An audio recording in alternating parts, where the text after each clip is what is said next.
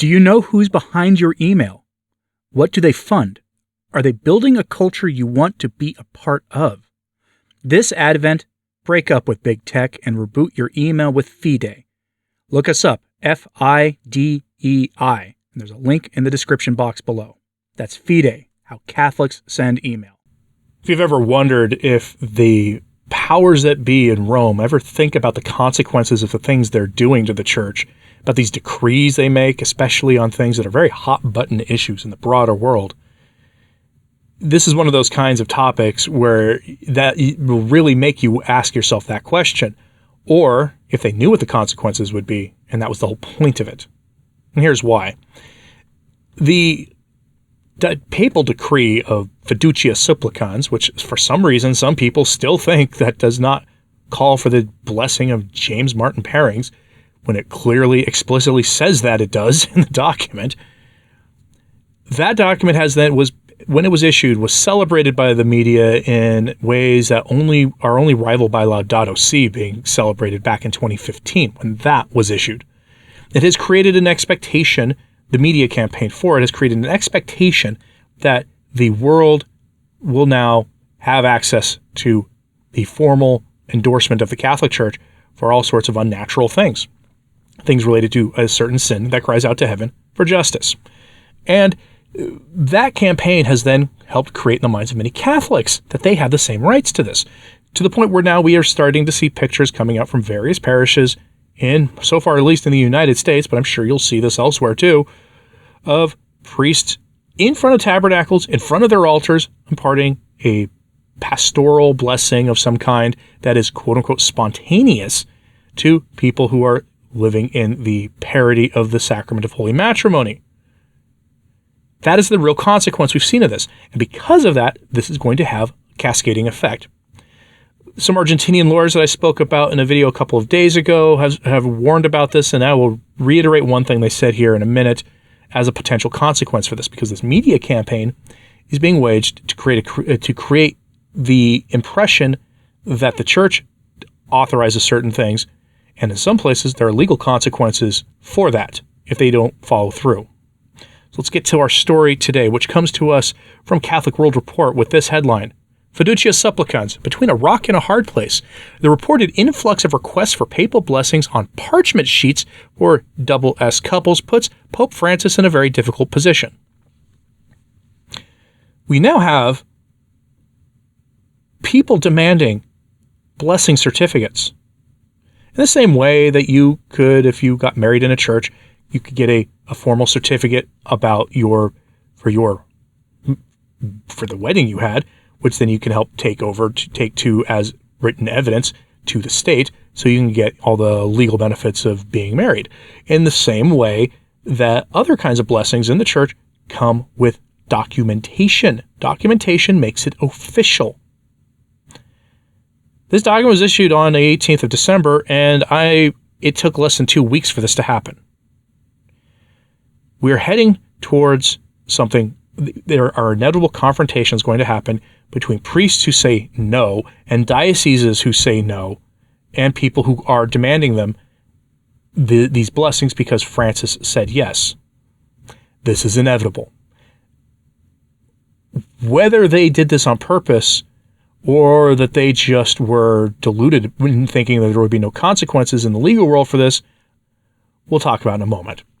Let's get some context from the article. Quote, two developments, both entirely foreseeable, one so easily avoidable as to be in essence an unforced error, are making the already improbable management of the Fiducia supplicans fiasco almost entirely impossible. The first is the reported influx of requests for papal blessings on parchment sheets for double S couples. Papal blessings on parchment sheets means a recording of this, this official documentation. Italy's Il Messaggero newspaper had the story over the weekend. On paper, it oughtn't be too difficult to turn them down. Fiducia supplicans, after all, countenances clerics granting unscripted, meaning spontaneous blessings to different sorts of couples who, quote, spontaneously ask for them in various pastoral situations. In order to obtain one of these parchments, one must provide the names of the persons or the families to receive the blessing, and the reason or occasion for which it is being sought. folks may request these blessings for marriages, ordinations, wedding anniversaries, ordination anniversaries, jubilees, religious professions, and their various anniversaries and jubilees, baptisms, confirmations, etc. Strictly speaking, the blessings, traditionally speaking, and the parchments that attest them are for milestone occasions in the life of a person or a couple. Birthdays are countenanced as a reason for requesting a papal blessing too. The office of the papal almoner handles the business, and they're pretty careful, with good reason. You'll find probably fake papal blessing parchments hanging in small Roman businesses and even offices from time to time." End quote. Context here seems to be Italy, but you're going to see this everywhere. You're going to see people demanding that they get the same kind of documentation for that, quote, spontaneous blessing that has been given in other contexts, whether it's for baptisms or jubilee blessings, confirmations, what have you. Welcome to the mess Francis made. Did he do that on purpose, or were they not thinking clearly about this? Cardinal Zuppi has been, or rather Cardinal Fernandez, has been running around Europe since the document has been issued, saying that no, nothing has changed. You're not supposed to do X, Y, and Z to make it formal, yada, yada, yada. But cat is out of the bag, as they say. This is where we are now. And in some countries, there are legal consequences for not going along with this. And remember something here. When the church blesses something, be it a marriage or a relationship or an inanimate object or a blessing for a business venture or for crops or any of the countless things the church has allowed priests to bless over the ages, because the priests have traditionally blessed all of those things, that blessing is in some way an endorsement. It is the church endorsing the venture that is being blessed. It is the church blessing what that is. So when that document says couples, it means couples. Not the persons of the couple, not, some phantom other thing related to it. It means the couple. And what we're talking about here is a sin that cries out to heaven for justice. And by definition, that means there can be no good in it. So why would the church endorse it? Now the church has opened the door for that. At least the institution calling itself the Catholic Church has opened the door for just that. And there are very real consequences for that. Can Francis get out of this? We'll see. Quote, "There may be a little wiggle room and occasionally a little fudging, but in any case, a written request for an official document really stretches the meaning of spontaneous and requires at least a little scrutiny of circumstances beyond what Fiducia supplicans considers appropriate for the sorts of blessings it appears to allow. In the real world, however, the requests either from double S couples or on their behalf create a multifaceted and frankly thorny problem of optics, interpretation, and application. Basically, it puts the Pope between a rock and a hard place. He can't refuse them without appearing stingy and legalistic. Rigid is a word for it, but he can't grant them without violating both the letter and the spirit of the very declaration that created the conundrum in the first place." As an aside, they are taking the, we'll call, Pope-splainer position on this. They're not taking the actual reality of it. But the consequences for this that they're talking about are very real. The second development is part of Fernandez's very much sui generis charm offensive in the wake of Fiducia supplicans. Almost from the get-go, Fernandez has tried to downplay the depth and breadth of resistance to his blessing scheme, giving the impression he was more than a little surprised by the cold reception it received and nonplussed by the vehemence of the pushback. Excerpts released in an anteprima from an interview Fernandez granted to Germany's Die Tagespost, the full text of which is due to be published Thursday, January 4th, 2024, and what's going to only be a print variation because Die Tagespost is an annoying outlet that way. They have Fernandez calling Fiducia supplicans, quote, "a pastoral response that everyone could accept, albeit with difficulty. The reality is that the worldwide reaction, whether it be the overreach of enthusiastic response from activist clerics and occasionally whole conferences, or the battle-ready resistance from broad swaths of the global south and several historically Catholic quarters of the old world, lays bare how unworkable is the, quote, pastoral solution Francis has proposed. The coming kerfuffle over parchment only drives the point home," end quote. Consequences, the church is heavily divided. But they use the word kerfuffle, and that is a wonderful way of downplaying the severity of what is coming, at least in some places. The Catholic Church is going to face its own demands that people just bake the cake. Though probably that's going to happen mostly outside the United States, even though the bakery stuff happened here in America. In other countries, laws are actually on the books that would complicate things greatly for the church, which is why the Argentinian lawyers issued their letter that I covered here several days ago. Here's what they said that pertains to this issue of blessing certifications. Quote, "To the extent that the declaration has the approval of the highest authority of the Church, the assessment and the judgment of the state authorities of the existence of a doctrinal change affects the seriousness of the grounds on which the right to conscientious objection is exercised before them.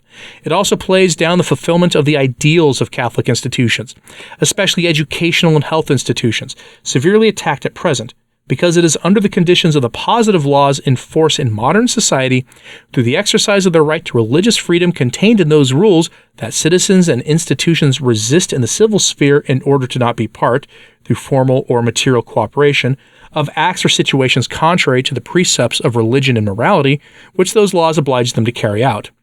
For the same reason, the right of parents to educate their children according to their moral and religious convictions, recognized by civil laws and international treaties, such as the Convention on the Rights of the Child, the American Convention on Human Rights, and the additional protocol to the Convention for the Protection of Human Rights and Fundamental Freedoms to the European Convention on Human Rights, is also clearly restricted." Meaning, this document undermines all of that, all the protections Catholics have in a world increasingly hostile to the Catholic faith and Catholic values. Indeed, this right includes mainly the right to prevent their children or wards from being instructed in what the parents or guardians deem harmful and detrimental for being contrary to them, which requires a demonstration that the concrete and specific contents of the teaching affect their spiritual, moral, physical, social, or emotional well-being. It is a minimum requirement that the law does not cause harm. This is not accepted for the purpose of satisfying some aspect of an alleged particular good, because it would be to justify for the sake of the end the use of an intrinsically evil means. The declaration Fiducia supplicans in its essential part results in a necessarily harmful effect for the common good of society and of the Church." End quote. The lawyers are saying there that the document harms the Church. It harms the typical lay Catholic. It also harms the credibility of the Church, to be honest with you. How can the Church have stood against this stuff for 2,000 years, basically, and now suddenly say, well, human dignity requires us to offer blessing, so there might be some good thing in what we're blessing. It's nonsense, and it's nonsense on stilts, and it has very real consequences in the world. I'm curious, though, what you think about this. Are you surprised that there are people demanding now official recognition for the spontaneous blessings that they got, which kind of undermines the entire idea of it being spontaneous? That way they can then, of course, take them to the state and have these enshrined in whatever legal benefits they might get. I'm curious what you have to say about that. So let me know in the comments, please, and hit like and subscribe if you haven't. It does help, so to sharing this on social media, that helps too. And consider supporting the work of Return to Tradition on Patreon or Subscribestar if you haven't. Your support there keeps these messages coming daily and is greatly appreciated. And as always, pray for the Church. I'm Anthony Stine. Ave Maria.